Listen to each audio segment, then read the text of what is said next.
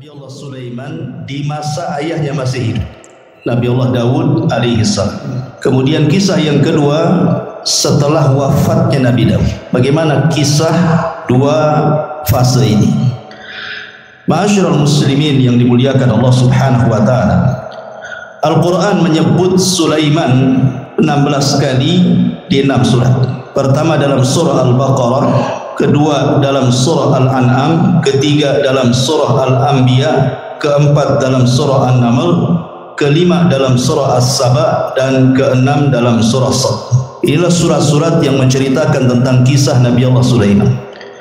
Di dalam Al-Quranul Karim, Allah Subhanahu wa taala berfirman, "Wa warisa Sulaimanu Dawuda," dan Sulaiman mewarisi seluruh warisan Daud.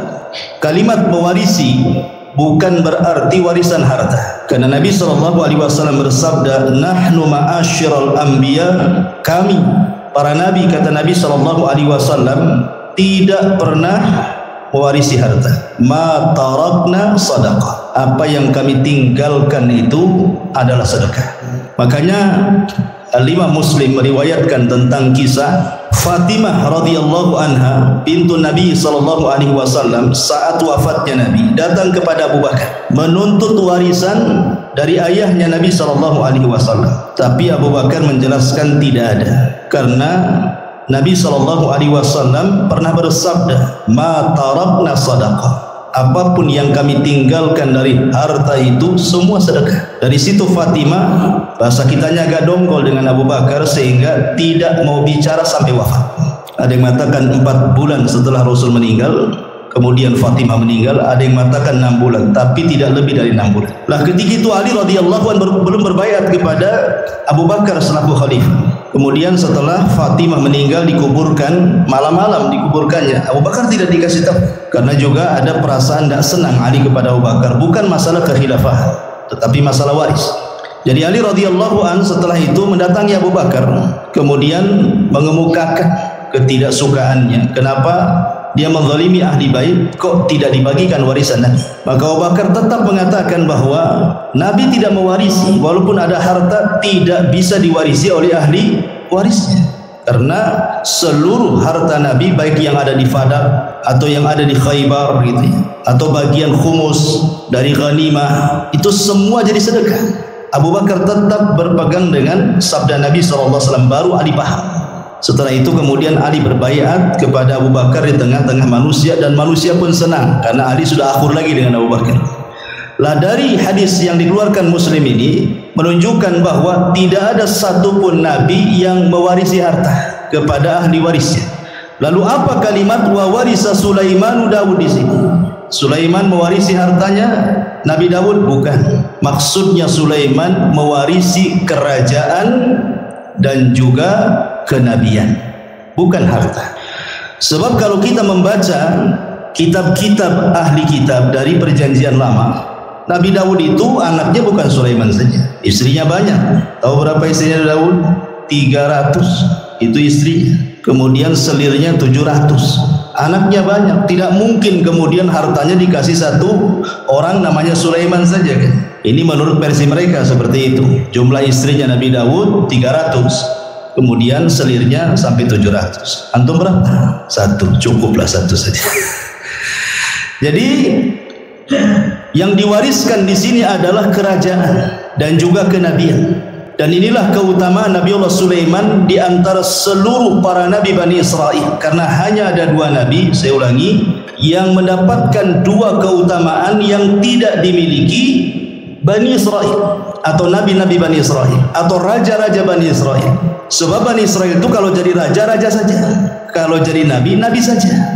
Tetapi Nabi Allah Sulaiman ini menggabungkan dua-duanya seperti ayahnya Daud, raja plus nabi. Itulah keutamaannya Nabi Allah Sulaiman alaihi salatu wassalam. Jadi di sini Sulaiman mewarisi kerajaan dan juga kenabian, bukan harta. Karena Allah Subhanahu wa taala memberikan kepada Sulaiman jauh lebih kaya dibandingkan ayahnya. Makanya ayahnya tidak disebut raja penguasa dunia, yang disebut justru Sulaiman.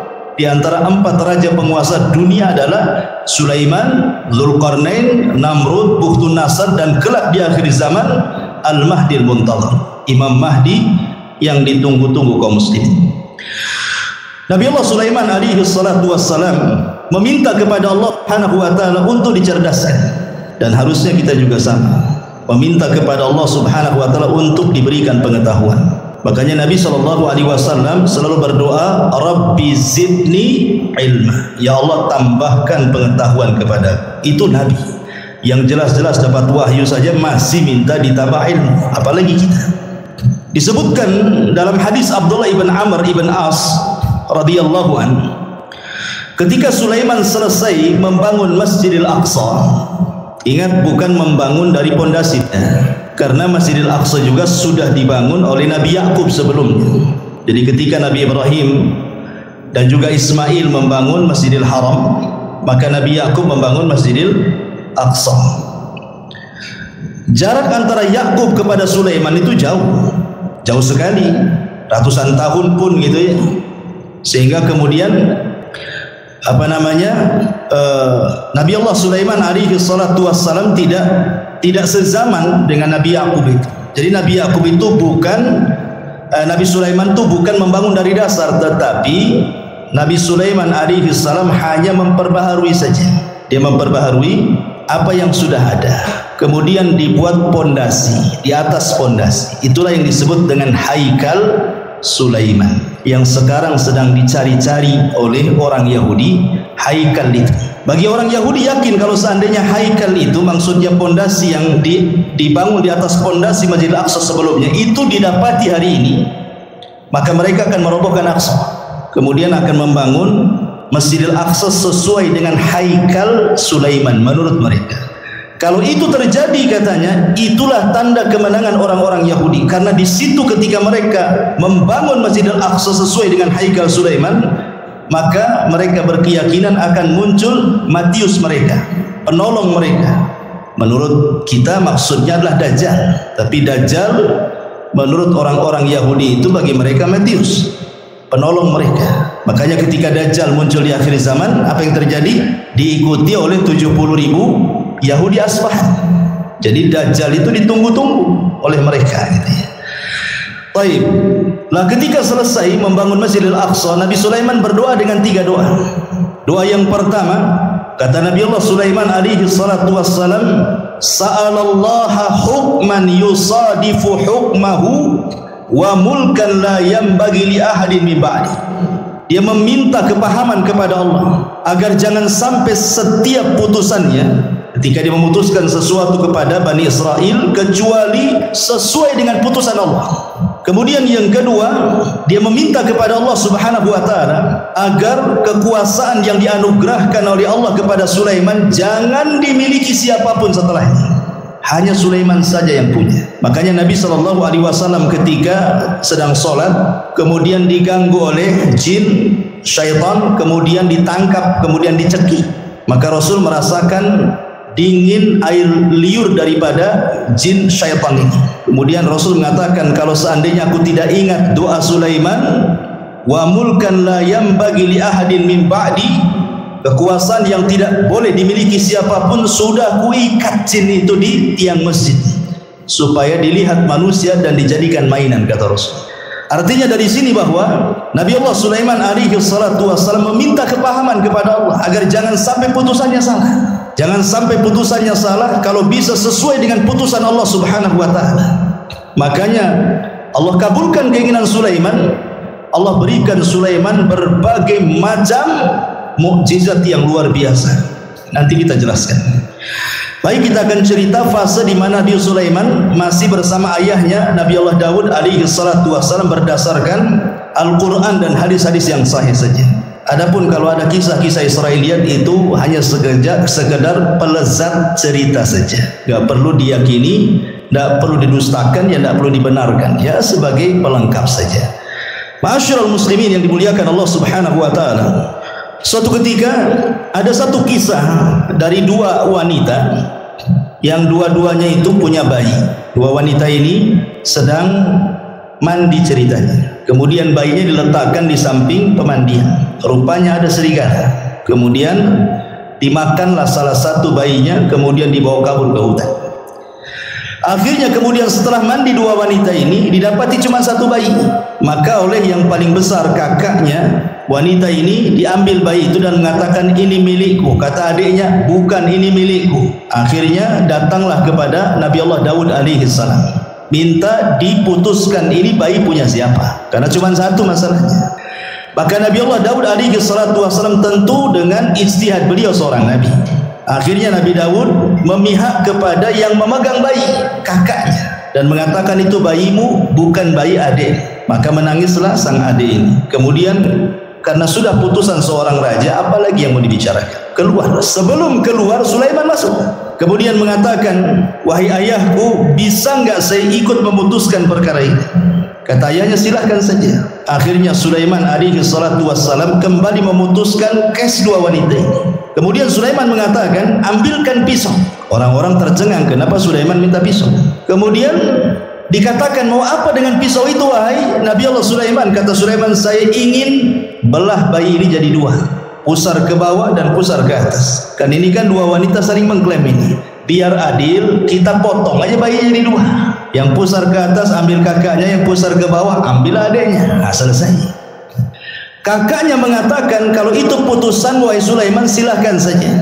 Tapi adiknya membantah, jangan wahai Nabi Allah. Kalau memang engkau hendak membunuh bayi itu dengan cara memutuskan jadi dua, memotong jadi dua, sebaiknya serahkan saja bayi itu kepada kakak saya. Enggak apa-apa, saya tidak punya bayi.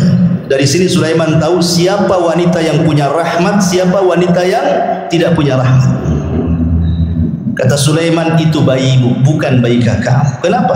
Karena kakaknya tidak ada rahmat. Masa mau dipotong, silahkan saja. Sementara adiknya enggak mau, berarti menunjukkan bayi itu bayi adiknya. Karena biasanya seorang ibu ada keterikatan emosional dengan anaknya, kan? Maka Sulaiman mengatakan, ambil itu bayi. Dari sini Allah mengatakan, wa fahamna Sulaiman, kami berikan kepahaman kepada Sulaiman. Ini satu kisah. Kisah yang kedua, ini disebutkan di dalam Al-Quran surah Al-Anbiya ayat 78. Allah Subhanahu wa taala berfirman, wa Dawud wa Sulaimana idh yahkumani fil harthi idh nafashat fihi ghanamul qaumi wa kunna li hubbihim syahidin. Dan ingatlah kisah Daud dan Sulaiman, kata Allah, ketika keduanya memberikan putusan mengenai ladang, karena ladang itu dirusak oleh kambing-kambing milik kaumnya, dan kami menyaksikan keputusan yang diberikan oleh mereka. Bagaimana kisahnya? Jadi Bani Israel ini, yang satu punya kebun, yang satu punya kambing. Ini kambing-kambing ini tidak dijaga oleh pemiliknya, masuklah ke kebun orang, dirusaknya kebun itu, dimakanlah daun-daunan, ladang-ladang yang baru saja ditanam, dirusak, semua dirusak. Namanya kambing gak berakal. Nah, kalau orang suka ngerusak ya kayak kambing ini, gak berakal. Jadi orang ini mengadu kepada Sulaiman, gimana nih kebun saya dirusak oleh kambing-kambing si fulan. Kata Nabi Allah Daud, kalau gitu datangkan orang yang punya kambing. Didatangkanlah yang punya kambing dengan yang punya kebun di hadapan Nabi Allah Daud. Maka Daud kemudian memberi putusan bahwa yang punya kambing ini harus membayar dengan kambing-kambing dia seharga kebun yang dirusaknya. Pamannya kambingnya 100, kalau seandainya 10 ekor cukup untuk membayar kerusakan itu, ya sudah kasihkan 10 ekor. Itu putusan Nabi Daud. Maka ketika itu datang Nabi Allah Sulaiman dan juga meminta izin kepada ayahnya, boleh enggak ikut memberikan putusan? Kata ayahnya, silakan. Maka Nabi Allah Sulaiman memutuskan dengan putusan yang berbeda dengan ayahnya. Apa kata Nabi Sulaiman? Sekarang kambing-kambingmu serahkan ke yang punya kebun. Dia berhak dengan kambing-kambingmu sebagai jaminannya, dan dia boleh mengambil air susunya. Sementara engkau yang punya kambing, kau perbaiki kebunnya sampai sesuai dari sebelumnya, sebelum dirusak. Jadi suruh Nabi Sulaiman tukar-tukaran di sini. Yang punya kebun pegang kambing, yang punya kambing pegang kebun, supaya kebunnya ditanami lagi sampai kesedia kala baru kambingnya diambil lagi sebagai jaminan. Maka di sini keputusan Sulaiman lebih adil dibandingkan keputusan Nabi Allah Daud. Ini dua kisah disebutkan dalam hadis yang sahih dan juga disebutkan di dalam ayat Al-Quran surah Al-Anbiya ayat 79. Taib. Ini diantara dua kisah semasa Nabi Sulaiman bersama Nabi Allah Daud. Kita masuk pada kisah kedua. Bagaimana kisah Nabi Allah Sulaiman alaihi salatu wassalam itu sendiri? Setelah wafatnya Nabi Allah Daud alaihi salatu wassalam, maka Sulaiman menjadi pewaris tahta dan juga pewaris kenabian sama dengan ayah.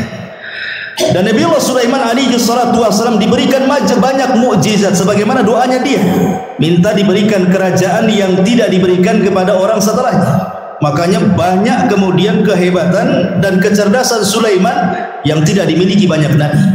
Di antara mukjizatnya adalah Nabi Allah Sulaiman alaihi salatu wassalam yang tadi diberikan kerajaan dan juga kenabian, dan itu tidak ada di zaman Bani Israel kecuali dia dan ayahnya saja. Tetapi ma'asyiral muslimin yang dimuliakan, kalau memang Nabi Allah Sulaiman diberikan kekayaan yang banyak, bagaimana dengan nabi kita? Kita bandingkan dengan Nabi SAW. Kita tidak hendak membanding-bandingkan Rasul dengan Sulaiman atau Sulaiman dengan Rasul, tidak. Tetapi kalau ada orang bertanya, berarti kalau begitu Nabi Sulaiman lebih hebat dong dibandingkan Nabi kita. Kan mesti ada yang ngomong begitu nanti kan? Maka kita jawab sebagaimana yang dijelaskan oleh Imam Ibnu Katsir di dalam kitabnya Bidayah wan Nihayah, bahwa Nabi SAW berdasarkan hadis Aisyah dan juga Ibnu Abbas radhiyallahu anhuma, sebelum wafatnya Nabi SAW pernah ditawarkan Allah kunuzul ardi, pembendaharaan bumi oleh Allah. Kalau engkau mau wahai Muhammad, aku berikan pembendaharaan bumi untukmu. Tapi Nabi SAW tidak mau. Bahkan saat wafatnya datang malaikat, kan Jibril datang menawarkan tentang kunuzul ardi, kau tetap diberikan hidup yang panjang kemudian bumi diserahkan kepadamu, ataukah engkau memilih untuk kembali kepada Rafiqil A'la di sisi Allah Subhanahu wa taala. Rasul enggan memilih dunia, tapi Rasul memilih meninggal karena ingin berjumpa dengan kawan-kawannya di mana? Di Rafiqil A'la. Artinya kalau seandainya Rasul meminta untuk hidup, tentu Rasul pun sama akan diberikan kekayaan yang pernah Allah anugerahkan kepada Sulaiman. Itu maknanya. Ini yang pertama. Kemudian yang kedua, Nabi Allah Sulaiman diberikan mukjizat muhadatsatu ma la yantiq. Nabi Sulaiman itu mampu berbicara dengan makhluk-makhluk Allah yang tidak bisa bicara. Ya, umpamanya dengan batu, dengan pohon dan yang semacamnya. Itu Sulaiman paham dengan bahasa-bahasa mereka. Maka ini pun sama juga dengan Nabi SAW. Bahkan Nabi SAW pernah mengatakan, inni la a'rifu hajaran kana yusallimu alayya bi Makkah qabla an ab'atha inni la a'rifuhu al-an. Apa kata Rasul? Sebelum Rasul SAW diangkat jadi Nabi, Rasul itu pernah kemudian lewat di sebuah tempat di Mekah. Rupanya ada yang mengucapkan salam, Assalamualaikum ya Muhammad. Tapi Rasul melihat ke samping, tak ada pula orang, ya, hanya ada bebatuan dan pepohonan saja kan. Akhirnya kemudian setelah Rasul diangkat jadi Nabi, baru paham bahwa yang mengucapkan salam itu adalah batu dan pepohonan. Dan Rasul mengatakan, aku sekarang tahu di mana hajar ataupun batu yang ketika aku belum diutus jadi Nabi dia mengucapkan salam kepadaku. Artinya Nabi SAW pun diberikan oleh Allah Subhanahu wa taala mukjizat gitu ya, bahwa batu-batu kemudian pohon-pohon juga bertasbih dan mengucapkan salam kepada Nabi sallallahu alaihi wa ala alihi wasallam. Bahkan diriwayatkan dari Abi Sufyan dan dia Talha ibn Nafi' dari Anas bin Malik radhiyallahu an, jaa Jibril ila Nabi sallallahu alaihi wasallam dzata yaumin wa huwa jalisun hazinun qad hadaba bid-dima min darbati ba'di ahli Makkah. Jadi suatu ketika Rasul dipukuli ahli Makkah sampai berdarah. Jibril datang untuk menghibur Nabi sallallahu alaihi wasallam. Itulah bagaimana Nabi sallallahu alaihi wasallam luar biasa dalam berdakwah. Di permulaan dakwah sampai dipukuli oleh orang Makkah sampai berdarah juga. Maka Jibril mengatakan, atuhibbu an urika ayat. Jadi Jibril ingin menenangkan kesedihan Rasul. Maukah aku tunjukkan kepadamu kuasa Allah? Maka Rasul mengatakan, na'am, tentu. Fanadhara ila syajaratin min wara'il wadi. Maka kemudian Jibril menatap satu pohon di balik lembah. Faqala, maka Jibril katakan, ud'utilka syajarata fada'ah. Kau panggil saja pohon itu, maka pohon itu akan tercabut dari akarnya dan akan berjalan dan akan menghadap kamu, katanya. Kemudian Nabi SAW memanggil betul-betul pohon itu, betul-betul pohon itu tercabut dari akarnya, berjalan menghadap Rasul, mengucapkan salam. Kemudian kata Jibril, murha perintahkan dia untuk kembali. Maka Rasul pun memerintahkan dia untuk kembali. Kata Rasul, hasbi, cukup. Artinya kalau Nabi SAW mau, semua pohon bisa diperintahkan, ya kan? Kalau mau, umpamanya kalau Nabi SAW mau, bisa saja pohon-pohon itu diperintahkan Nabi SAW. Dan ini mujizat Rasul. Dan sanadnya riwayat ini ala syarti Muslim, berdasarkan syarat Imam Muslim. Kemudian yang ketiga di antara mujizat Nabi Allah Sulaiman, taskhirur riyah sakharahallahu li Sulaiman. Jadi Sulaiman mampu menundukkan angin.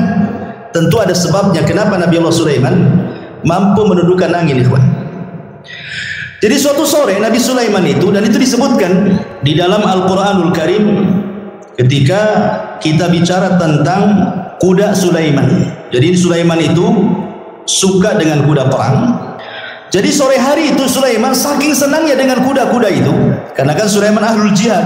Tentu di zaman itu tidak ada kendaraan untuk perang melebihi kuda. Kalau di zaman sekarang ya ada pesawat, ada tank, macam-macam kan itu ya. Kalau zaman dulu ya kuda saja. Itu binatang yang paling hebat di dalam berperang. Makanya Allah bersumpah dalam Al-Quran, wal adiyati ghabha, demi kuda-kuda perang yang mengeluarkan suara terengah-engah. Dan Rasul mengatakan bahwa di ubun-ubun kuda perang itu ada barokah sampai kiamat.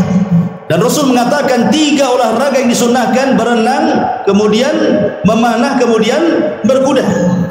Memang kuda itu ada keistimewaan. Dan di akhir zaman nanti perangnya kaum muslimin melawan orang-orang Nasrani itu dengan kuda, karena teknologi sudah tidak ada. Artinya kuda ini berkahnya sampai kiamat. Makanya Sulaiman suka dengan kuda. Jadi suatu sore dia memandang kudanya, mengelus-elus kudanya gitu ya. Dan ingat, ada kuda khusus. Sulaiman itu punya kuda, dia punya sayap. Jadi ya ada kuda-kuda biasa, tapi ada khusus kuda Nabi Sulaiman itu bersayap dia. Jadi bisa terbang dengan kuda itu dengan sayap. Dari mana kita tahu kudanya Sulaiman itu bersayap? Dari perkataan Nabi SAW, dari senyumnya Rasul ketika Aisyah radhiyallahu masih kecil. Aisyah kan masih kecil kan, usianya masih muda. Jadi suka dengan boneka-bonekaan. Nah, di antara boneka yang di depan Aisyah itu kuda yang bersayap. Jadi Rasul mengatakan, itu kok kuda bersayap? Kata Nabi, masa ada kuda bersayap? Kata Aisyah radhiyallahu mengatakan, bukankah kau tahu bahwa kudanya Sulaiman juga bersayap? Katanya Aisyah. Fadhahikan Nabi SAW. Maka Rasul tersenyum. Dan Rasul tidak membantah kan, hanya senyum saja kepada Aisyah radhiyallahu anha. Dari sini sebagian ulama beristidlal bahwa ada kuda-kuda Sulaiman itu yang bersayap. Walaupun ada yang membantah bahwa Aisyah ini hanya menukilkan cerita-ceritanya orang-orang Quraisy. Dan Rasul juga tersenyum, ya, tidak mengatakan mengiyahkan dan juga tidak mentidakkan. Jadi ada juga yang membantah tidak ada. Ya kuda-kuda tidak bersayap. Tapi ada juga yang mengatakan kuda Sulaiman itu ada yang bersayap gitu ya. Jadi saking asiknya dia memandang kuda Sulaiman itu, lupa dia sampai matahari terbenam. Harusnya dia melaksanakan dua rakaat sholat, karena sholat itu sudah ada sejak zaman dulu. Lihat Zakaria, wa huwa yusalli fil mihrab, dia sedang sholat di mihrab, menunjukkan para nabi sholat ya. Jadi sampai terbenam matahari lupa sholat dia. Setelah terbenam baru ingat sholat. Menyesal Sulaiman. Maka disebutkan di dalam Al-Quranul Karim tentang kisah Nabi Sulaiman ini, idh urida alaihi bil asyi as-safinatul jiyad. Ingatlah ketika pada satu sore dipertunjukkan kepada Sulaiman kuda-kuda yang jinak tetapi sangat cepat larinya. Faqala, maka Allah katakan, inni ahbabtu hubbal khair, menghikayatkan perkataan Sulaiman. Maka dia berkata, sesungguhnya aku menyukai segala yang baik dari kuda, tetapi an dzikri rabbi hatta tawarat bil hijab, yang membuat aku ingat akan kebesaran Tuhanku sampai matahari terbenam. Maka Sulaiman lupa tidak sholat. Ketika dia lupa tidak sholat, dia menyesal. Maka keesokan harinya apa kata Sulaiman? Urudduha alayya fatafika mashan bisuq wal a'naq. Bawalah semua kuda-kuda itu kembali kepadaku. Lalu dia, ada yang mengatakan dalam tafsirnya, memotong kaki dan leher kuda itu, menyembelihnya. Jadi ada dua riwayat, ada dua penafsiran ulama. Ada yang mengatakan Sulaiman tidak menyembelih kuda, karena mustahil. Apa salah kuda? Kenapa disembelih? Sulaiman hanya ngusap saja, kemudian disuruh jauhkan dia dari itu. Tapi Allahu a'lam, pendapat yang masyhur dari kalangan ahli tafsir, Sulaiman betul-betul menyembelih kuda itu kemudian disedekahkan. Ikhwan, kuda Nabi Allah Sulaiman menurut keterangan Bani Israel itu, Israiliyat itu bukan 1-2 kuda. Ya, ribuan kuda disembelih dan disedekahkan kepada Bani Israel, fuqara Bani Israel. Nah, setelah kemudian Nabi Allah Sulaiman menyembelih kuda-kuda itu karena terlalaikan dari salat, maka kaidah dalam Islam apa? Man taraka syai'an lillahi awadallahu khairan minhu. Siapa yang meninggalkan sesuatu karena Allah, Allah ganti dengan yang lebih baik.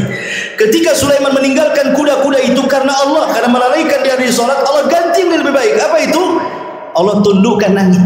Jadi Sulaiman itu kalau berperang, dia membuat semacam papan kayu-kayu besar gelondongan gitu, kemudian diikat-ikat, jadilah macam perahu. Ya. Jadi kalau Sulaiman itu mau pergi kemana saja, naik saja dia di atas perahunya. Apa yang perlu dibawa, kuda atau pasukan apa, nanti dia suruh angin untuk mengangkatnya, tinggal pergi. Lebih enak kan, naik kuda kan. Makanya disebutkan dalam Al-Quran itu, kalau kuda itu mampu berjalan 1 bulan, cuman setengah pagi berangkat, sore sudah sampai. Kalau naik kuda sebulan perjalanan.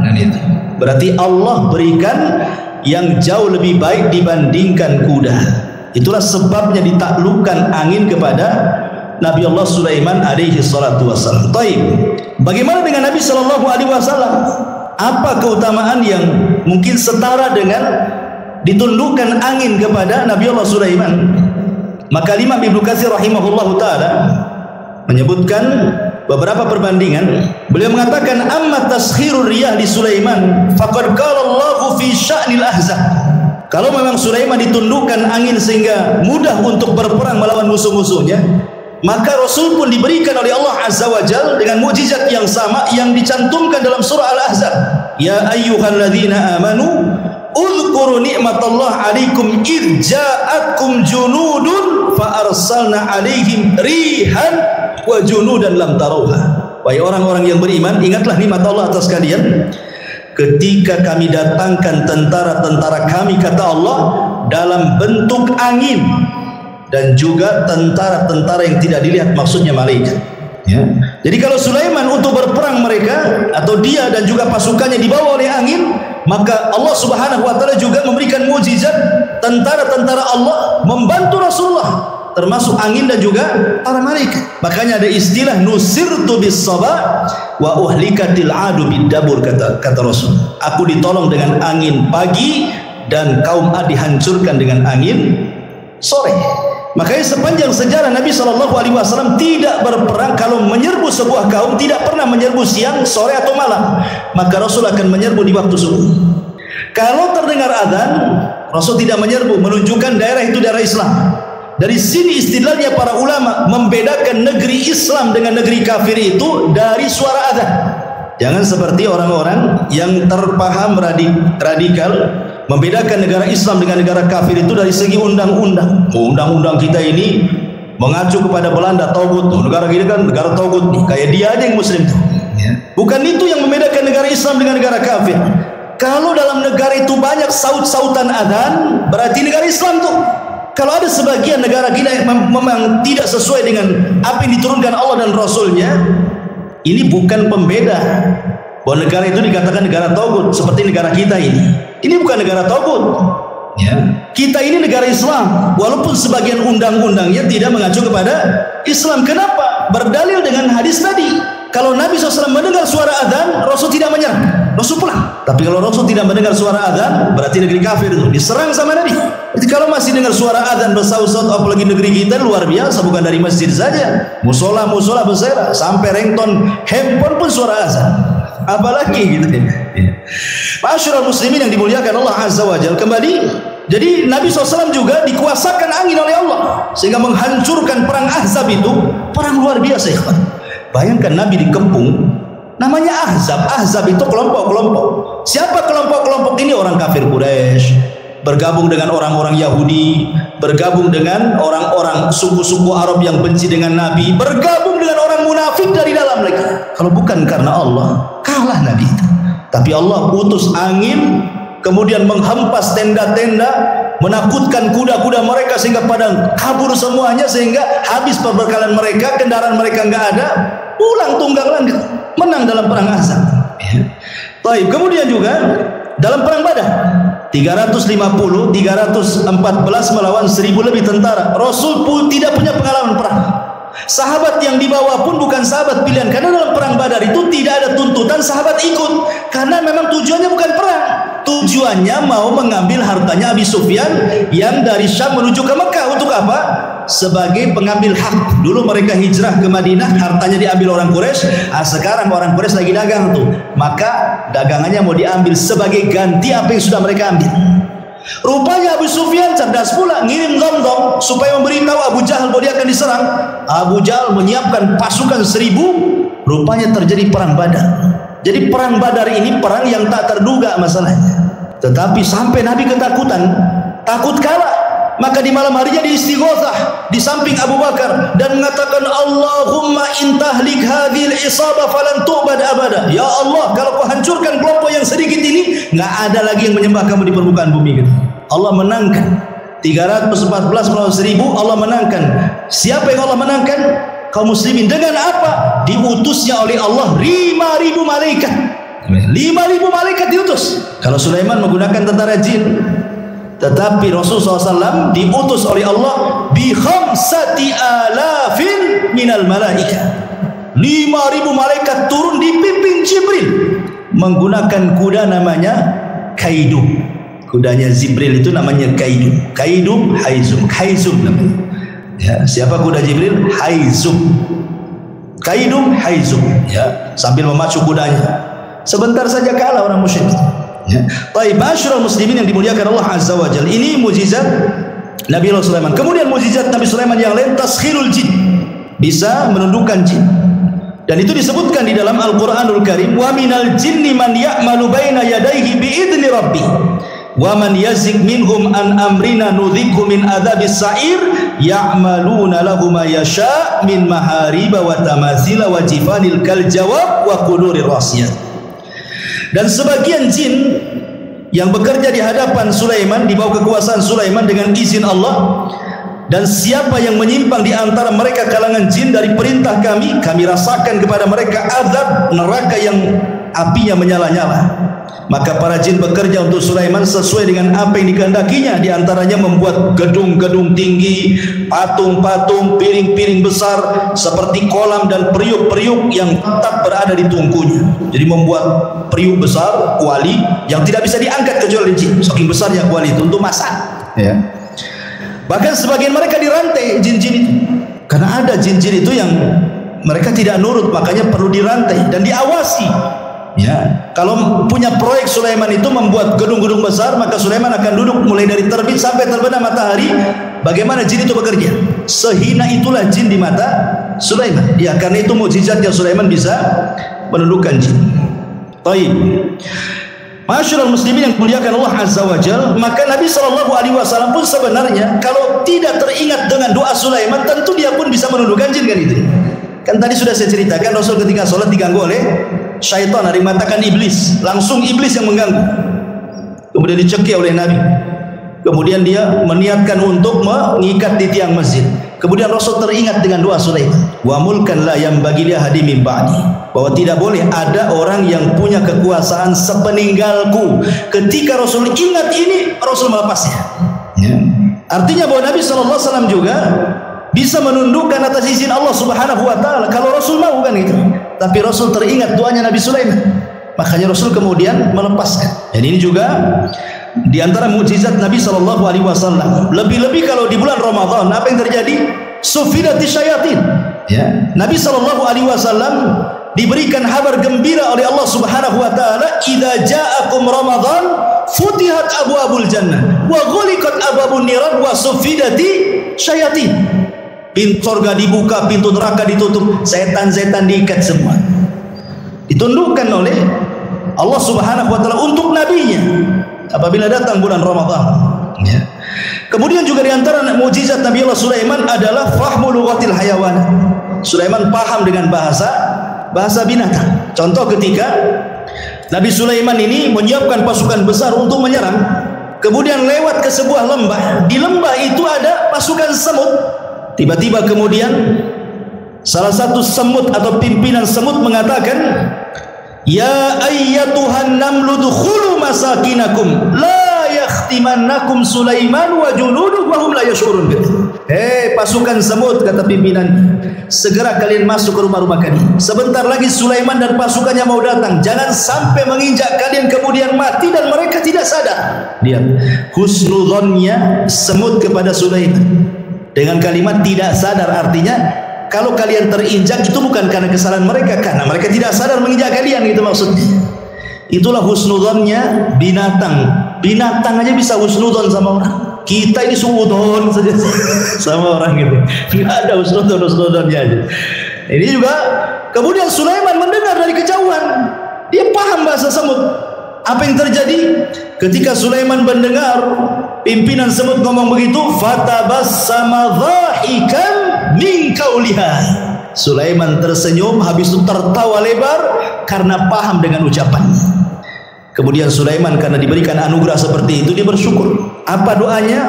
Rabbi auzi'ni an ashkura ni'mataka allati an'amta alai wa ala walidai wa an a'mala salihan tardah wa adkhilni bi rahmatika fi ibadika salihin. Ya Rabb, anugerahkan kepadaku agar aku tetap bersyukur akan nikmat. Diberikan anugerah mampu memahami bahasa hewan, gitu ya. Yang telah Engkau berikan nikmat kepadaku dan nikmat kepada kedua orang tuaku, dan aku agar aku bisa beramal saleh supaya Engkau redha dan Engkau masukkan aku dengan rahmat-Mu termasuk hamba-hamba-Mu yang saleh. Subhanallah. Manusia sekaya Sulaiman, manusia sehebat Sulaiman, manusia yang kekuasaannya sampai separuh dunia, masih mengatakan saya bersyukur akan nikmat-Mu kepada.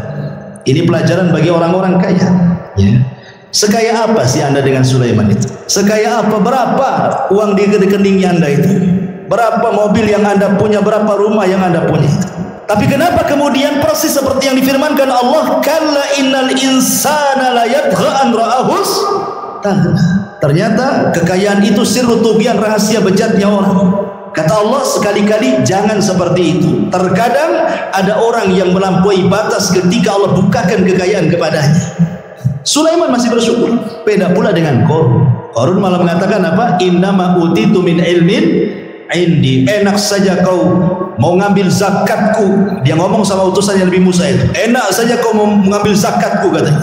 Ini harta aku yang dapat. Sama sekali Qarun tidak menasabkan harta itu kepada Allah, sehingga Allah katakan wa khassafna bihi wa bidarihi al-ard. Kami tenggelamkan si Qarun dan seluruh harta-hartanya ke dasar bumi. Jadilah kalau sekarang nemu harta dikit-dikit harta Qarun, nemu dompet aja harta Qarun, semua harta Qarun, ya. Intinya bahwa di sini ada pelajaran besar. Kemudian juga Sulaiman mengajarkan akhlak. Bagaimana dia tersenyum kepada Semut, ya. Dan senyum itu bagian daripada akhlak yang sangat murah tetapi besar nilainya, besar pengaruhnya, ikhwan. Apalah susahnya senyum itu? Senyum itu tidak susah, tapi pengaruhnya besar. Senyum itu jauh lebih berpengaruh dibandingkan ngomong.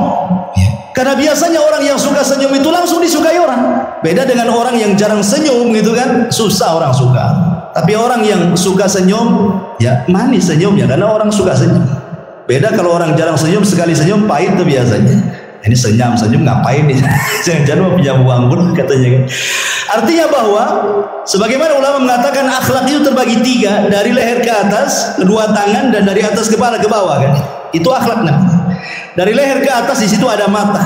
Orang yang jarang melotot kalau ngomong berarti punya akhlak. Orang yang jarang mengeluarkan kata-kata kotor kecuali santun, maka itu berakhlak. Telinganya tidak mendengar kecuali yang dibolehkan dia mendengar. Hidungnya tidak mencium kecuali yang dibolehkan dicium.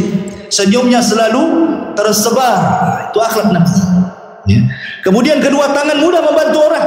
Kemudian dari badan ke atas, ketika kita bicara dengan orang, kita berhadap-hadapan. Jangan badan kita ngadap kemana, orang pula ngadap ke kita. Mentang-mentang dia kaya, pejabat, kemudian nggak direken ngomong apa sebelah itu. Dia ngadap sana, orang ngadap sini, kan?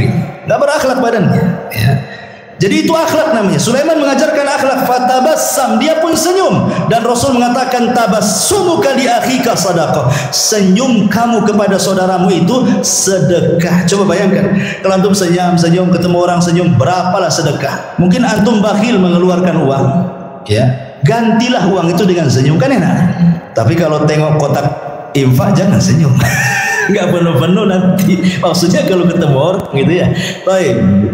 Kembali bahwa Nabi Allah Sulaiman alaihi salatu wasallam mampu paham dengan bahasa binatang. Sekarang bagaimana dengan Nabi sallallahu alaihi wasallam? Al-Imam Ibnu Katsir mengatakan, "Wa laqad utiya Muhammadun sallallahu alaihi wasallam misla dzalik wa aktsar minhu." Rasul pun diberikan hal yang sama, bahkan lebih banyak dibandingkan Sulaiman, kata Imam Ibnu Katsir. Faqad taqaddam dzakarna li kalamil bahaim was-siba wal haninil jad'i wa ragha'il ba'ir wa kalamil syajari wa tasbihil hasa wal hajari wa du'aihi iyahu ila akhir perkataan Ibnu Katsir. Saya contohkan beberapa kisah. Pertama, kisah Abi Sa'id Al-Khudri radhiyallahu anhu. Jadi ceritanya Abu Sa'id Al-Khudri ini menceritakan, jadi ada seorang penggembala, tiba-tiba datang serigala. Penggembala datang serigala, diambillah satu kambing itu, dibawa kabur ke hutan, dikejar sama yang punya kambing. Akhirnya direbut lagi dari serigala itu. Tiba-tiba serigala bisa bicara. Apa kata serigala ini? Ala tattaqillah, tidakkah kau bertakwa kepada Allah? Tanzi'u minni rizqan saqahullahu alayya. Kata serigala, tidakkah kau bertakwa kepada Allah, wahai penggembala? Kau sudah merebut rizki yang Allah anugerahkan kepadaku, kau ambil lagi, katanya. Kagetlah ini penggembala kami, kok serigala bisa bicara kan itu ya. Ini aneh ini serigala ini, kok bisa bicara gitu. Kalau sekarang kan tengok di punggungnya ada baterainya enggak? Gitu, berarti robot itu ya. Nah, kemudian orang ini mengatakan, ya ajibah dzambun yukallimuni kalamal insi. Saking herannya penggembala ini mengatakan, kok kamu bisa bicara seperti manusia, katanya. Maka serigala ini mengatakan, ana ukhbiruka bi'ajabi min dzalik. Kata serigala, enggak perlu heran. Mau enggak aku habarkan dengan yang lebih ajaib dibandingkan ini, kata serigala ini. Apa itu? Kata serigala ini, Muhammadun sallallahu alaihi wasallam bi Yathrib yukhbirun nas bi anba'i ma qad sabaq. Kamu tahu orang namanya Muhammad yang ada di Yathrib, kata serigala itu. Dia lebih hebat dibandingkan aku. Dia mampu berbicara tentang habar-habar yang sudah berlalu dari kalangan para nabi, Qarun, Fir'aun dan yang lainnya, atau yang akan datang hari kiamat macam-macam. Aku tidak bisa, kata serigala. Akhirnya kemudian seorang ra'il ghanam ini akhirnya datang menemui Nabi. Masih sah. Kemudian dia menceritakan tentang serigala yang bicara itu ke hadapan Nabi sallallahu alaihi wasallam. Maka kata Rasul, sadaq, serigala itu benar, katanya. Walladzi nafsi Muhammadin biyadihi la taqumus sa'ah hatta yukallimus siba'al insan. Tidak akan tegak kiamat, kata Rasul, sampai ada binatang yang bicara dengan manusia. Itulah kamu, kan itu ya. Jadi sanadnya adalah syarti sahih, dan hadis ini disahihkan oleh Imam Al-Baihaqi. Lihat, serigala ini mengakui apa? Kehebatan Nabi, dan dia bisa bicara ya. Kemudian juga diriwayatkan dari Safinah maula Rasul. Rasul itu punya pembantu namanya Safinah. Pembantu Rasul banyak, salah satunya Safinah namanya. Jadi Safinah ini suatu ketika dia sedang safar, naik perahu. Qadarullah, perahunya dihempas ombak, akhirnya hancur perahunya, berantakan. Tetapi Allah takdirkan dia selamat dengan satu kayu yang sisanya itu dia ngambang sampai dibawa ke entah berantah. Tiba-tiba dia nyasar di sebuah pulau. Ketika terbangun, tiba-tiba ada singa di hadapannya. Fawajada fihal asad, ada singa di hadapannya. Faqala lahu, maka si Safinah ini ketakutan dengan singa itu. Singa, dia pun lagi lelah, baru saja terdampar, nggak punya tenaga, mau lari gimana? Sementara singa sudah di hadapannya. Berteriaklah Safinah ini. Apa teriakannya? Dia mengatakan, ini, kata Safinah ini, sesungguhnya aku adalah sahabat Nabi sallallahu alaihi wasallam. Ini Safinah maula Rasulillah. Aku Safinah pembantu Rasulullah, aku sahabat Rasul, katanya. Tiba-tiba menjinaklah singa ini. Kemudian fadharaba mangkibi, tiba-tiba kakinya singa menepuk bahunya dia, seolah-olah ngajak pergi. Maka akhirnya ketika melihat jinak, maka hilanglah ketakutan Safinah, akhirnya mengikuti singa ini kemana arahnya. Rupanya singa ini kemudian mengarahkan ke jalan pulang. Sebelum pulang, katanya Safinah menceritakan, seolah-olah dia melambai yuwaddiuni, seolah-olah ingin berpisah, ya, selamat pergi gitu. Subhanallah. Kemudian hal ini disampaikan kepada Nabi sallallahu alaihi wasallam. Dia binatang disebut saya pembantu Nabi, langsung jinak. Luar biasa. Kan enggak menghadap Nabi. Nabinya di mana? Safinah yang beritahu saya ini pembantu Nabi, tadinya singa yang garam jadi lunak gitu. Tapi antum jangan praktekkan.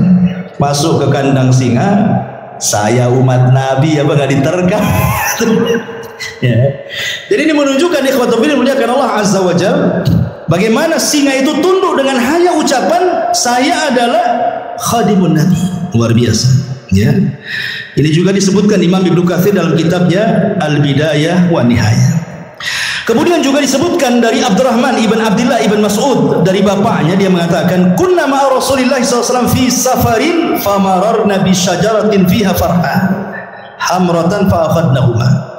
Kata Abdurrahman ibn Abdullah ibn Mas'ud, dari bapaknya, dia berkata kami pernah safar bersama Rasul dalam peperangan. Tiba-tiba kami ini melihat ada burung cantik di atas pohon, cantik sekali. Kemudian naiklah salah seorang kami, diambilnya telurnya itu, diambil telur burung itu.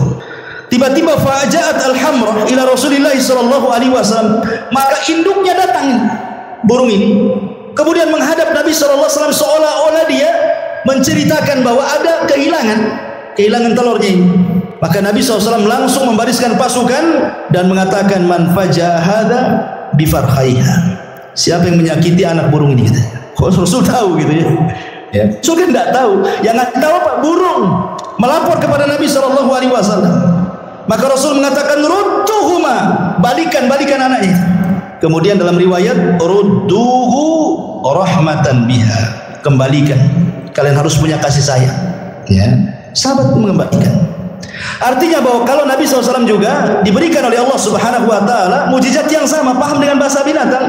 Sampai Imam Ahmad meriwayatkan dari musnadnya kisah tentang Anas bin Malik radhiyallahu anhu. Bahwa suatu ketika Anas bin Malik radhiyallahu anhu masuk bersama Rasul di haid min haidil Ansar, di ganggang kota Ansar, kota Madinah, ya. Apa yang terjadi? Kata Anas bin Malik radhiyallahu anhu, tiba-tiba datang seekor ghanamun fasajadat lahu. Tiba-tiba lari seekor kambing, sujud pula di hadapan Nabi. Sahabat nengok, ada kambing sujud di hadapan Nabi. Maka faqala Abu Bakar mengatakan, Rasul, kalau kambing yang tidak berakal disujud, harusnya kami yang sujud. Tapi Rasulullah mengatakan, la yanbaghi an yasjuda ahadun li ahadin walau kana yanbaghi li ahadin an yasjuda li ahadin la amartul mar'a an tasjuda li zawjiha. Tidak boleh. Kalau Allah perintahkan aku untuk merintahkan kalian sujud di antara kalian, maka yang pertama kali aku peruntukkan sujud bukan kalian kepadaku, tapi seorang istri sujud kepada suaminya, karena besarnya haknya. Tetapi aku tidak diperintahkan untuk itu. Ada yang mengatakan hadisnya lemah, tetapi ada yang sahih yang dikeluarkan Musnad Imam Ahmad juga tentang kisah unta yang mengejar Rasul. Tiba-tiba Rasul sedang naik keledai bersama Jabir, disusul sama unta itu. Setelah untanya di depan, tiba-tiba ia buruk sujud di hadapan Rasul. Kemudian Rasul turun, dilihatnya unta itu nangis, diusap air matanya. Kemudian Rasul entah berbincang-bincang apa dengan unta, sahabat tidak tahu. Tiba-tiba Rasul berdiri, berteriak, man sahib hadzal jamal, siapa pemilik unta ini? Tiba-tiba ja'afatan minal ansar, datang anak muda dari Ansar, ana ya Rasul, saya Rasul. Maka Rasul marah dan mengatakan, afala tattaqillah fi hadhil bahimati allati malakakallahu iyyak. Tidakkah kau bertakwa kepada Allah? Allah sudah kuasakan unta kepadamu. Kenapa engkau tidak merawatnya? Innaka tuji'uhu wa tut'ibu. Kau hanya membuat unta sakit dan engkau membuat unta lapar. Kau hanya bisa mempekerjakan saja, tidak bisa mensejahterakan. Rasul paham juga dengan bahasa unta, ya. Ini mukjizat, artinya kalau Sulaiman juga paham dengan bahasa semut dan binatang-binatang yang Rasul pun sama, bahkan lebih, kata Ibnu Katsir, dibandingkan Nabi Allah Sulaiman alaihi salatu wassalam. Kemudian juga yang lainnya, di antara Sulaiman isalatun nuhas, mampu mencairkan tembaga persis seperti bapaknya. Kan bapaknya itu kan bisa membuat baju besi kan, tanpa harus dibakar, dikasih pandu besi. Nah, Sulaiman juga seolah-olah tangannya panas, besi tinggal dikual-kual, bila baju besi. Makanya Allah mengatakan wa arsalna lahu ainal qitr, kami alirkan cairan tembaga bagi Sulaiman. Artinya Sulaiman mampu untuk membuat baju besi cukup dengan tangannya, persis seperti mukjizat bapaknya Nabi Allah Daud alaihi salatu wasallam. Ini di antara mukjizat-mukjizat yang Allah Subhanahu wa taala anugerahkan kepada Sulaiman. Ada satu kisah dari Abu Hurairah radhiyallahu anhu. Hadis ini dikeluarkan Imam Ahmad dan disahihkan oleh Imam Hakim, walaupun ada sebagian melemahkan. Jadi suatu ketika kharaja Sulaiman alaihi salam tasqi fara'a namlatan mustalqiyatan ala dhahriha rafi'atan qawami'aha ila sama. Taqulu Allahumma inna khalqun min khalqi laisa bina ghaniyun an suqyak, faqala irji'u faqad suqitum bida'wati ghairikum. Jadi Sulaiman ini kan waktu itu terjadi pacaklik di Bani Israel. Nah, hujan lama, enggak turun-turun hujan. Jadi Sulaiman mau pasukan untuk sholat istisqa di lapangan. Tiba-tiba kemudian Sulaiman melihat ada semut sedang terlentang menghadap ke langit. Dan Sulaiman mendengar doanya semut itu. Apa doa semut ini? Ya Allah, aku ini adalah hamba dari hamba. Tidak ada yang lebih kaya darimu, maka hujani kami. Tiba-tiba ketika semut selesai doa, hujan tuh. Ya. Maka Sulaiman mengatakan kepada pasukannya, irji'u, pulang. Ya, cukup sudah, ada yang meminta hujan selain dari kalian. Ya. Kemudian Al-Hafidh Ibnu Hajar menyebutkan dalam Al-Talkhis bahwa Al-Imam Ad-Daruqutni Hakim juga mengeluarkan hadis dari Abu Hurairah tanpa menyebutkan Sulaiman. Jadi ada seorang nabi, tetapi riwayat ini walaupun lemah memperkuat bahwa yang berdoa kisah ini adalah kisah Sulaiman, karena ada riwayat walaupun lemah bahwa yang dimaksud nabi ini adalah Nabi Sulaiman. Tapi ada riwayat yang sahih tapi tidak disebutkan siapa namanya. Adapun riwayat yang menyebutkan adanya Sulaiman dilemahkan para ulama. Tapi yang jelas bahwa lihat bagaimana di sini faedahnya. Ternyata Allah Subhanahu wa taala terkadang mengabulkan doa sebelum kita minta. Itu syahidnya di sini. Orang-orang ini kan belum istisqa. Kenapa hujan? Rupanya orang lain yang minta. Dari sini menunjukkan bahwa Allah itu karim. Bukan Bang Karim ya. Karim artinya karim itu pemurah. Dia bisa mengabulkan hamba-hambanya sebelum diminta. Dan itu bentuk malunya Allah Azza wa Jalla. Karena di antara sifat Allah itu adalah Hayyun Karim. Allah itu zat yang maha pemalu dan juga pemurah. Lah bentuk pemalunya Allah Subhanahu wa taala adalah Allah pantang apabila ada seorang hamba mengangkat kedua tangannya kemudian dibiarkan kosong tidak diberi. Allah pantang itu. Idza rafa'a 'abdun yadayhi ila sama faqala ya rabbi an yaruddahuma sifra, kata Rasul. Kalau ada seorang hamba mengangkat begini kemudian mengatakan ya Rabb, kemudian tidak diberi, oh tidak, pasti diberi orang itu. Atau terkadang belum dia berdoa sudah dikabulkan. Belum dia berdoa sudah dikabulkan. Subhanallah. Ya. Taib. Kemudian kisah Nabi Allah Sulaiman alaihi salatu wasalam bersama burung hudhud. Ini menariknya karena disebutkan di dalam surah An-Naml. Ma'asyiral muslimin yang dimuliakan Allah Azza wa Jalla. Jadi suatu ketika Nabi Sulaiman ini sedang mempersiapkan pasukan besar. Bayangkan pasukan Sulaiman ini jin, manusia, binatang, kemudian di atasnya burung terbang. Jadi nggak pernah terkena sengatan matahari. Sulaiman itu senantiasa dinaungi oleh burung-burung. Jadi kemana saja, mau di padang pasir, mau di mana nggak kepanasan kan? Karena burung di atasnya masalahnya kan itu. Jadi suatu ketika mempersiapkan barisan itu, hudhud pula tak ada di situ. Mana hudhud? Dan burung hudhud itu adalah muhandis Sulaiman. Disebutkan dalam sejarah Israiliyat bahwa dia itu muhandis, seorang insinyur. Jadi hudhud yang diceritai ini seorang insinyur. Jadi terkadang nih Sulaiman ini kalau mau berangkat ke sebuah tempat, maka yang mengeker dari atas langit itu burung hudhud. Entah di depan ada jurang kah, entah di depan ada air, ada sungai, ada laut. Nanti dikasih tahu tuh.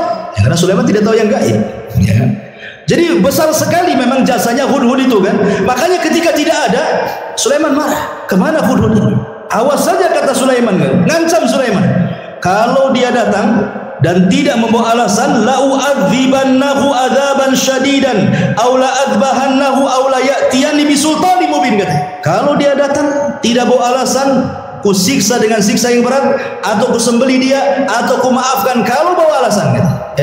Ternyata famakatha ghaira bait. Ternyata hudhud sudah datang. Dari mana coba hudhud? Rupanya hudhud dari Yaman.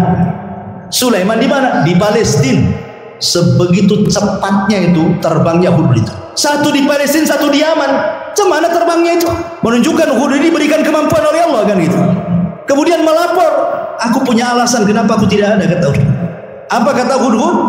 Dia mengatakan, inni wajadtu faqala ahadtu bima lam tuhid bihi wajituka bi min saba'in binaba'in yakin inni wajadtu imra'atan tamlikuhum wa utiyat min kulli syai'in wa laha arsyun adzim.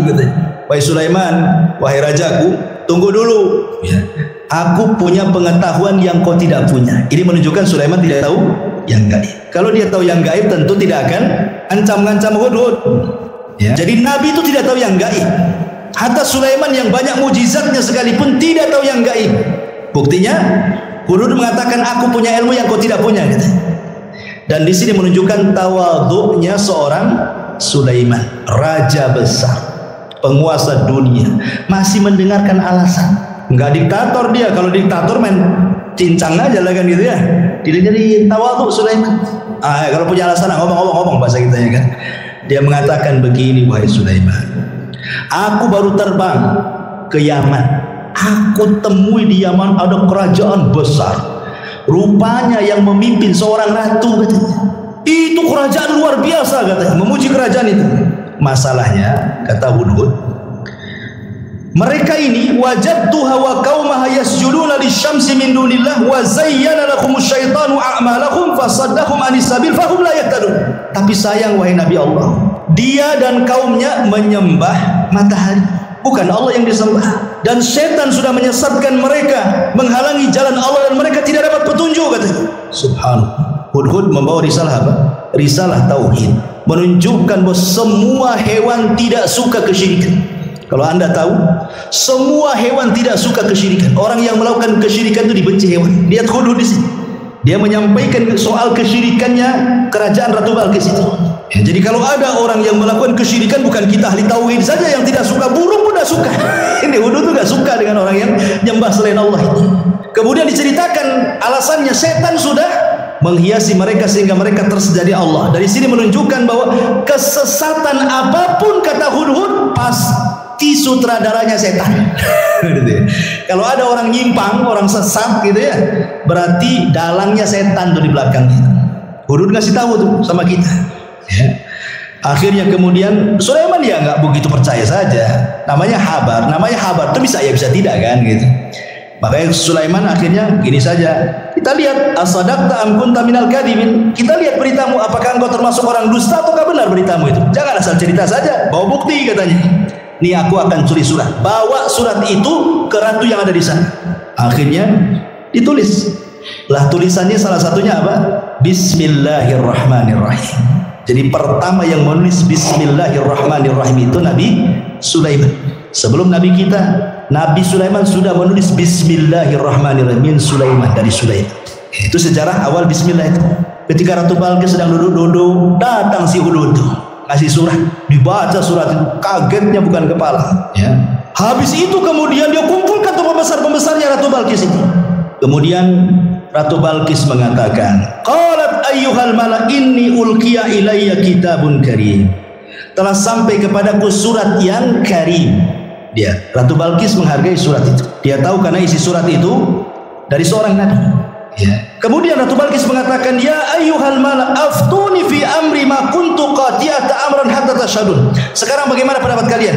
Ini raja maunya kita masuk Islam, kalau tidak dia serbu kita katanya. Kata raja-raja ini, kata para pembesarnya, tunggu dulu wahai ratu, nahnu ulu quwwatin wa ulu ba'sin syadid wal amru ilaiki fangduri madza ta'muri. Tenang, kita ini kerajaan besar, tentara kita kuat, kita hadapi saja lah katanya. Tapi putusan tetap kepada nurut kepada Ratu Balqis.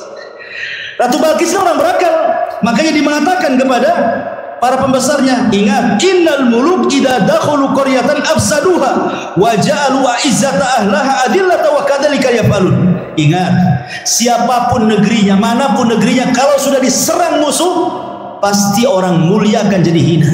Nanti jadi tawanan, ya, nanti akan dibunuh, nanti anaknya, ibunya jadi yatim, berjanda, macam-macam lah kan gitu.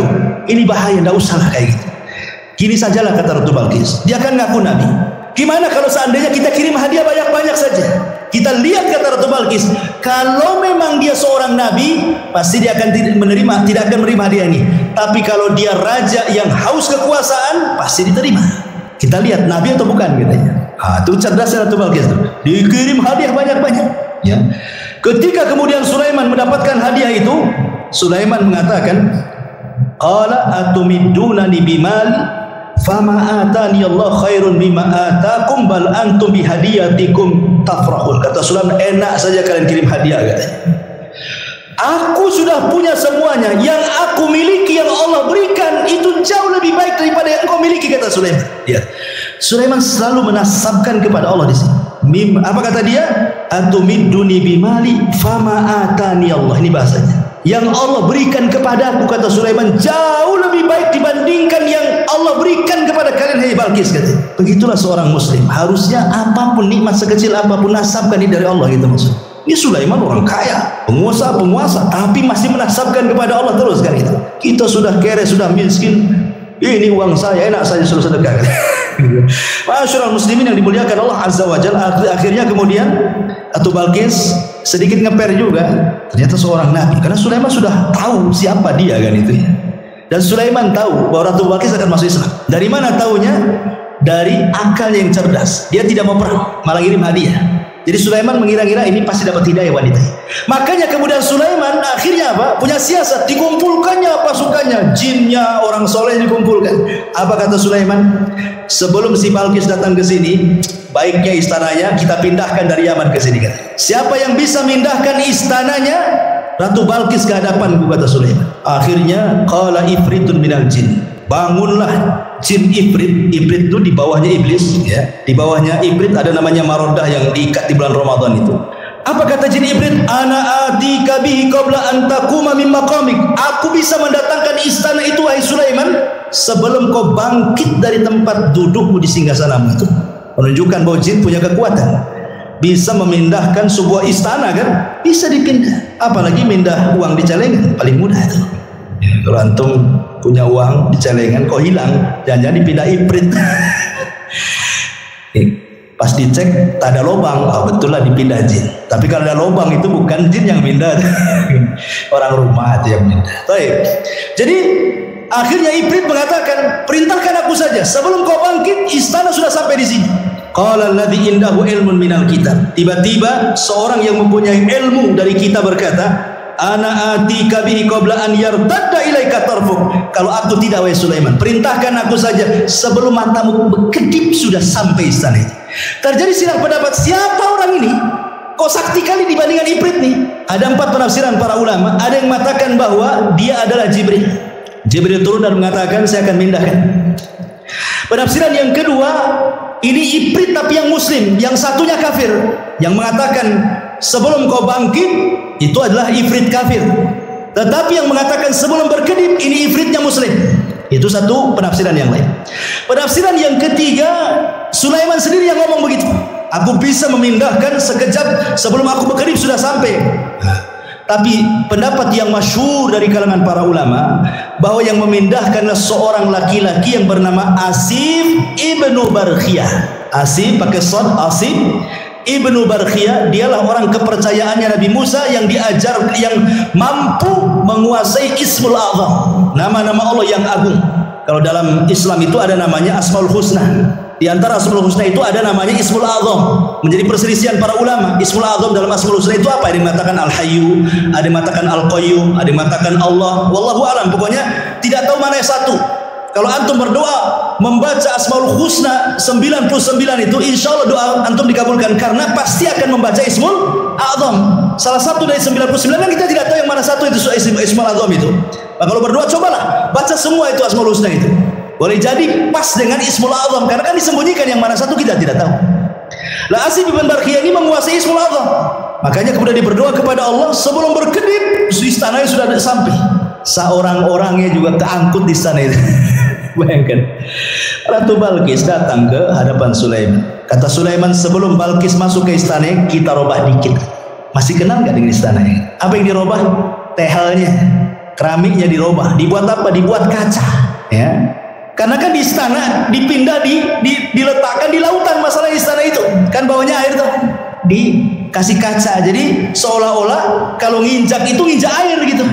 Jadi kata Ratu Balkis kepada Sulaiman kepada Balkis, betul nggak ya istana? Kayaknya iya, kayaknya tidak katanya. Dia ragu-ragu deh. Iya ke tidak kan itu? Kalau tengok bangunannya iya, tapi kok isinya beda kan itu ya. Makanya sempat disebutkan dalam Quran ini, Balkis ini sampai kemudian menyingkap pakaiannya, khawatir terkena air, padahal itu kaca tuh. Dari situlah dia melihat kehebatan Sulaiman. Akhirnya Ratu Balkis mengatakan perkataan menunjukkan dia masuk Islam, wa aslamtu ma'as Sulaiman lillahi rabbil alamin. Maka Balkis pun mengatakan, aku sekarang masuk Islam bersama Sulaiman. Dia masuk Islam akhirnya. Tapi menjadi perselisihan apakah Balkis ini menjadi istri Sulaiman atau tidak, itu menjadi khilaf ulama. Ada yang mengatakan jadi istrinya, ada yang mengatakan tidak. Wallahu a'lam. Tidak ada riwayatnya. Karena Sulaiman ini juga istrinya banyak. Ada dalam sebuah hadis yang sahih. Jadi suatu malam Sulaiman itu diberikan kekuatan mampu menggauli istrinya. Istrinya 100 ya Tuhan. Ada yang mengatakan yang 60 istri sahnya, yang 40 selirnya. Ya. Jadi semuanya 100. Kata Sulaiman, malam ini bernazar ingin menggauli semua istrinya dalam satu malam. 100 wanita digauli satu malam. Kalau nggak punya kekuatan, tengkleng lah antum tuh. Ini kan khusus para nabi. Nabi itu diberikan kekuatan oleh Allah. Sulaiman diberikan kekuatan itu. Kemudian Sulaiman bernazar, aku ingin gauli dalam satu malam ini semua istri-istriku, dan aku berdoa kepada Allah setiap istriku mengandung punya anak, dan kujadikan semuanya tentara di jalan Allah untuk berperang. Itu Sulaiman. Itu nadarnya. Rupanya Sulaiman lupa membaca insya Allah. Harusnya dia mengatakan insya Allah. Karena masyiah itu tetap milik Allah. Kalau kita berkehendak, Allah tidak mungkin terjadi. Allah berkehendak, kita tidak, pasti terjadi. Itu semua kaidah seperti itu. Harusnya Sulaiman mengucapkan insya Allah. Maka malam itu digilir semua istri-istrinya. Rupanya tidak ada yang mengandung kecuali satu. Ketika melahirkan, separuh manusia, separuh bukan. Tidak punya kaki, puntung kakinya ke atas. Ya, nggak punya kaki. Ya. Itulah makanya kenapa walaupun dia seorang nabi, tetap masyiah itu milik Allah. Kehendak itu milik Allah. Makanya penting mengucapkan insya Allah. Apapun, mengucapkan insya Allah. Mau datang besok, insya Allah. Datanglah insya Allah. Tolonglah datang insya Allah. Oh, kayaknya orang sekarang kalau bilang insya Allah ragu-ragu tuh. Padahal insya Allah itu maksudnya mengaitkan kejadian kepada Allah, karena Allah yang berkehendak. Walaupun kita sudah yakin besok akan datang, yang namanya kehendak milik Allah ternyata ketabrak, ternyata ada masalah, ternyata macet, kan nggak jadi juga kan gitu ya. Makanya setiap apapun gantungkan kepada Allah Subhanahu wa taala. Untuk terakhir karena waktu juga. Jadi sebelum wafatnya Nabiullah Sulaiman alaihi salatu wassalam, ada satu kisah juga yang menarik di sini tentang kisah seorang petani. Ya, belum saya ceritakan. Jadi suatu ketika ada seorang petani, dia berangan-angan ingin mendapatkan kekuasaan seperti yang dimiliki oleh Sulaiman. Akhirnya kemudian angin itu tiba-tiba kemudian memberitahu Sulaiman bahwa ada orang yang berangan-angan ingin seperti dia. Angin yang menceritakan kepada Sulaiman. Maka Sulaiman pun datang kemudian menemui petani itu dan mengatakan, wahai petani, janganlah kau berangan-angan sesuatu yang kau tidak mampu. Jangan. Ya, dan di sini juga ada adab bahwa berdoa itu sesuai dengan kemampuan. Jangan berdoa kepada Allah meminta sesuatu yang mustahil antum dapat. Walaupun kita tahu bahwa bagi Allah tidak ada yang mustahil. Tapi kan kita melihat kenyataan, ya. Umpamanya antum ini hanya kerja ya gaji mungkin pas-pasan, serabutan, tukang bangunan ke ojek online atau apa gitu kan. Berdoa, ya Allah, jadikan aku presiden, umpamanya kan. Buatkan aku istana besar. Ya mustahil juga. Bagi Allah tidak mustahil, tapi kan kita tahu kemampuan kan. Ya. Seperti orang ini kan meminta kepada Allah supaya diberikan seperti yang diberikan kepada Sulaiman kan. Maka Sulaiman mengatakan, janganlah meminta sesuatu kecuali yang engkau mampu. Kata Sulaiman, demi Allah, tasbihnya engkau satu kali, la tasbihatun wahidatun, kata Sulaiman, khairun minad dunya wa ma fiha. Kau cukup bertasbih, subhanallah, itu lebih baik dibandingkan dunia dan isinya, kata Sulaiman. Subhanallah ya, keistimewaan tasbih ya, subhanallah. Baik, jadi sebelum wafatnya Sulaiman tadi saya sudah jelaskan, Sulaiman membangun Masjidil Aqsa. Kemudian berdoa kepada Allah Subhanahu wa taala dengan 3 doa. Ya, salah satunya doanya apa? Supaya Sulaiman diberikan hukum yang tidak menyelisih hukum Allah. Yang kedua, agar kerajaannya yang sudah dikuasai jangan diberikan kepada orang yang setelahnya. Yang ketiga, siapapun yang datang ke Masjidil Aqsa tidak berniat kecuali untuk sholat, keluar seperti bayi yang dilahirkan tidak punya dosa. Kata Rasulullah, adapun yang dua sudah dikabulkan. Adapun yang ketiga, aku hanya mengharap Allah mengabulkannya. Kenapa? Karena Rasul sudah sholat di Baitul Maqdis ketika Isra Mi'raj. Kan itu ya. Dia ingin dikabulkan yang ketiganya. Dan yang terakhir, kisah wafatnya Sulaiman. Jadi ketika Nabi Allah Sulaiman alaihi salatu wassalam mendekati ajalnya, dia meminta kepada Allah Subhanahu wa taala agar kewafatannya Nabi Sulaiman ini jangan sampai diketahui bangsa jin yang sedang bekerja. Karena memang walaupun demikian kan yang bekerja kepada Sulaiman bukan jin muslim saja, jin kafir banyak. Dan mereka harus ditunggu. Makanya Nabi Sulaiman itu kalau menunggu jin-jin kafir sedang bekerja itu mulai dari terbit matahari berdiri di singgasananya sampai terbenam matahari. Jadi betul-betul mereka diawasi terus 24 jam. Jadi suatu ketika Sulaiman ini sedang memegang tongkat. Kemudian Allah takdirkan datang malaikat maut mencabut nyawa Nabi Allah Sulaiman. Lama Sulaiman itu tidak dijelaskan dalam sejarah berapa lama dia duduk di singgasananya sambil bertelekan kepada tongkatnya gitu. Ya, sambil tongkat. Jadi yang menjadikan jasad Sulaiman tidak jatuh karena ada tongkat yang dipegangi. Entah berapa lama, wallahu a'lam, tidak dijelaskan, Quran tidak menjelaskan, hadis juga tidak menjelaskan gitu. Yang jelas tiba-tiba tongkat itu dikerumuni oleh rayap, kemudian memakan tongkat itu sedikit demi sedikit. Akhirnya kemudian tongkat itu pun patah. Lemah, hancur, Sulaiman terguling. Ketika Sulaiman terguling, maka jin-jin mengatakan, kalaulah kami tahu yang gaib Sulaiman itu sudah mati, tentu kami tidak dihinakan seperti ini. Dari sini menunjukkan bahwa jin tidak tahu yang gaib, ya.